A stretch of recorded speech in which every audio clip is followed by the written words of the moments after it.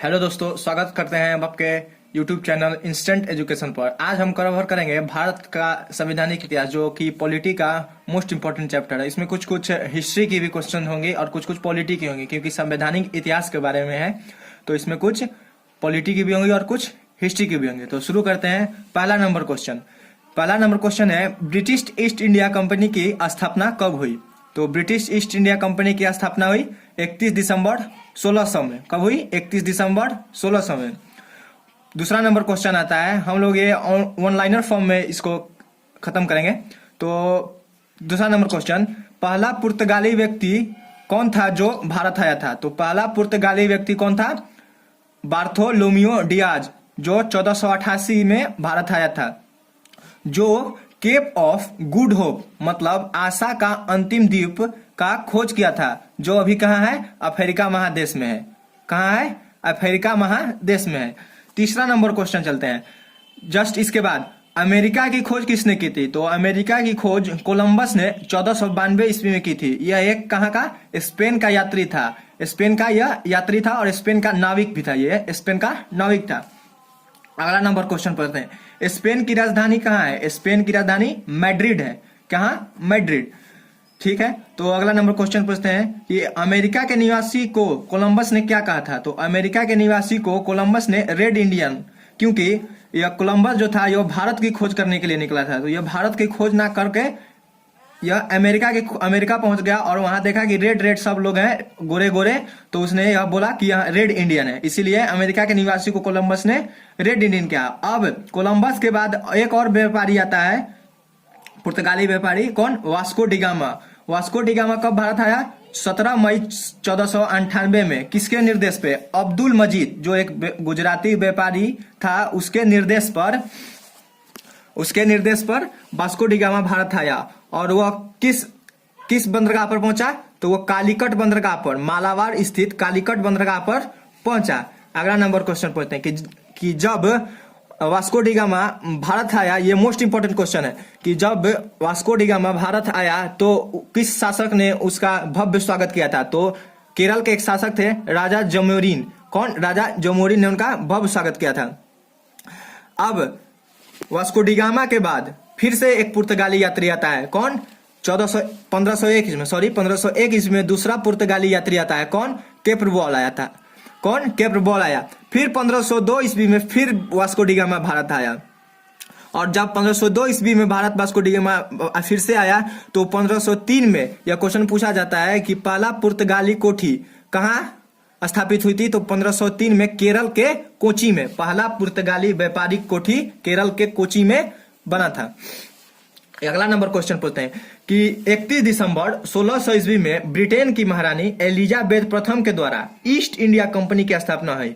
जब यह question most important है, जब ईस्ट इंडिया कंपनी की स्थापना हुई उस समय भारत में किसका शासन था? तो मुगल वंश का शासन था। और मुगल वंश में भी किसका? अकबर का। किसका? मुगल वंश में अकबर का। अगला नंबर क्वेश्चन पूछते हैं कि वह पहला ईस्ट इंडिया कंपनी का कौन सा व्यापारी था जो भारत आया था? तो कैप्टन हॉकिंस। कब आया था? 1608 ईस्वी में। और यह किसके दरबार में आया था? जहांगीर के दरबार में आया था। कौन? जहांगीर। क्वेश्चन पूछा जाता है, यह क्वेश्चन इसमें मिसअंडरस्टैंडिंग होता है कि जब ये ईस्ट इंडिया कंपनी की स्थापना हुई उस समय अकबर था, लेकिन जब कैप्टन हॉकिंस आया उस समय जहांगीर को दरबार में हो। वह तो चला था अकबर के दरबार में, लेकिन जब वहां पहुंचा तो उस समय अकबर की मृत्यु हो गई थी, तो जहांगीर को दरबार में पहुंचा। फिर से 1608 के बाद एक और आता है, और ये हॉकिंस इसलिए आया था कि जहांगीर से वह अपना व्यापारिक गतिविधियों को बढ़ाने के लिए अनुमति ले सके, जिसमें जहांगीर ने उसे मना कर दिया। और कैप्टन हॉकिंस को ही जहांगीर ने खान की उपाधि दी थी। क्या? खान की उपाधि। इसके 7 वर्ष बाद फिर एक आता है व्यापारी 1615 ईस्वी में। कौन? Sir Thomas Roe. कौन? सर टॉमस रो। जहांगीर के दरबार में आने वाला यह दूसरा राजदूत था। अगला नंबर क्वेश्चन बढ़ते हैं कि पूछा जाएगा कि सर टॉमस रो और कैप्टन हॉकिंस ये किसके राजदूत थे? तो ब्रिटिश राजा जेम्स के थे। कौन? ब्रिटिश राजा जेम्स प्रथम के राजदूत थे। अब इसमें थोड़ी सी हिस्ट्री की क्वेश्चन भी आ रही हैं, तो हम लोग देख लेते हैं। हिस्ट्री का क्वेश्चन पूछेगा, प्लासी का युद्ध कब हुआ था? तो प्लासी का युद्ध 23 जून 1757 ईस्वी में हुआ था। किसके किसके बीच हुआ था? बंगाल के नवाब सिराजुद्दौला और ईस्ट इंडिया कंपनी के बीच हुआ था, जिसमें ईस्ट इंडिया कंपनी की जो नेतृत्व कर रहा था वो क्लाइव था। कौन? क्लाइव। और इसमें क्लाइव की जीत हुई थी। अब तुरंत इसके बाद ही, प्लासी के युद्ध के बाद ही एक और युद्ध होता है जिसे बक्सर का युद्ध कहा जाता है। बक्सर का युद्ध कहा जाता है। यह कब हुई? 22 अक्टूबर 1764 ईस्वी में। इसमें हुई त्रिगुट सेना और ब्रिटिश के बीच में। त्रिगुट सेना में थी मुगल बादशाह शाह आलम द्वितीय, मीर कासिम और सिराजुद्दौला, और ब्रिटिश में थी। और ये क्वेश्चन आता है कि बक्सर के युद्ध में ब्रिटिश सेना का नेतृत्व किसने किया था और त्रिगुट सेना का नेतृत्व किसने किया था? तो ब्रिटिश सेना का नेतृत्व किया था हेक्टर मुनरो ने, और त्रिगुट सेना का शाह आलम द्वितीय में, इसमें भी हेक्टर मुनरो ने जीत प्राप्त की थी। अब जब युद्ध होता है तो वो किसी ना किसी संधि से खत्म होता है या फिर वो आगे बढ़ता है। तो इसमें बक्सर के युद्ध के पश्चात ही 1765 ईस्वी में संधि हुई, जिसे इलाहाबाद की संधि कहते हैं। इलाहाबाद की 2 संधियां हुई। प्रथम संधि कब हुई? 12 अगस्त 1765 ईस्वी में। कब? 12 अगस्त 1765 ईस्वी में। और एक बता देते हैं, 12 अगस्त को ही अंतर्राष्ट्रीय युवा दिवस मनाया जाता है, जो अभी बीती अंतर्राष्ट्रीय युवा दिवस। इसमें किसके बीच में हुई?